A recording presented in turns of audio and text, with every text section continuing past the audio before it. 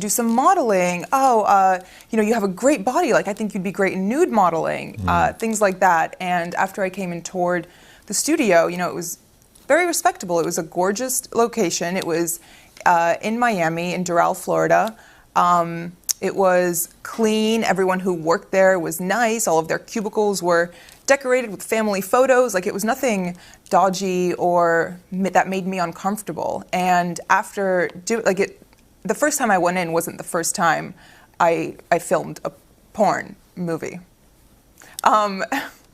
It was the second time. The first time was more so, do you want to do this? Like, sign the paperwork, et cetera, et cetera. As we talk about it now, whether you feel a sense of victimhood, whether you look back at your younger self, because obviously now you're 26, but this is when you were 21, do you look at that 21-year-old and feel that she was used, she was very much a victim?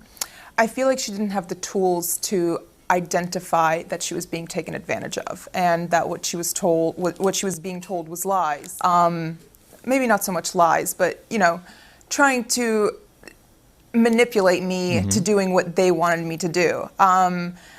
I don't really see myself as a victim. I don't like that word. I did make my own decisions, even though they were terrible decisions. I think that if they asked you to perform a particular kind of sex act that you absolutely did not want to do... No, they can't force you. No. No, absolutely not.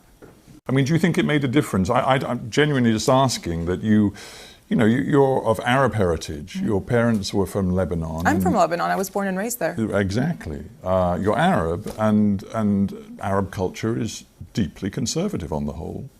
And do you think that was an extra layer that you had to peel away as you got involved in this business?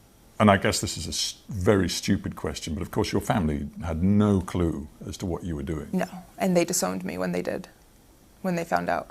Did they? Yes. After you made the video that I want to talk about in a moment, which involved you wearing the Islamic dress, the hijab, you, for a time, were the #1 most popular porn actress on Pornhub, which is this aggregator site for porn that, you know, is wildly popular throughout the world, it seems. And you were getting hundreds of millions of views.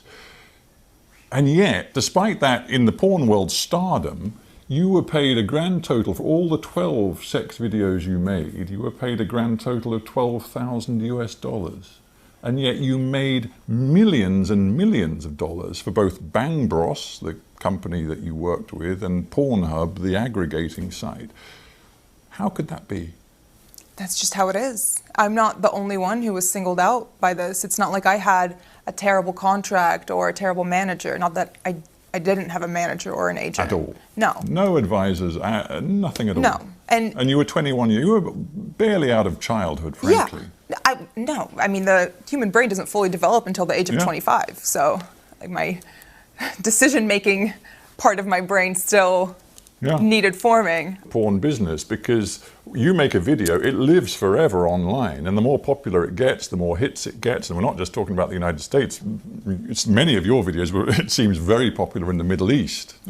The most popular in the Middle East. Which is interesting in itself. Because they're the ones who are tweeting death threats at me. Exactly. To get to this one particular, and I mentioned at the beginning, the notorious video you were involved in, which actually involved 3 young people. You were one of them, and you were wearing the Islamic headscarf, often known as hijab. And of course then it developed into a sort of a sex scene. You must have known how provocative that was. I verbatim told them, you guys are going to get me killed. And they said? They just laughed. Why didn't you then say, I'm not doing it? Intimidation. I was scared.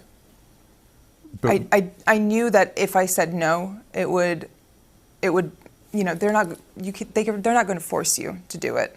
At that point, that's rape. No one's going to force you to have sex. But I was still scared. I mean, in terms of getting out of the business, when that went viral, that video, and your face was just so well known and associated with something so provocative, and you were receiving the threats, Was it a very quick decision for you to say no more? I wouldn't say very quick because I was still nervous. I didn't know whether, I didn't know how they would react to it. I actually called them all in to a meeting about a month later and sat them down, and I had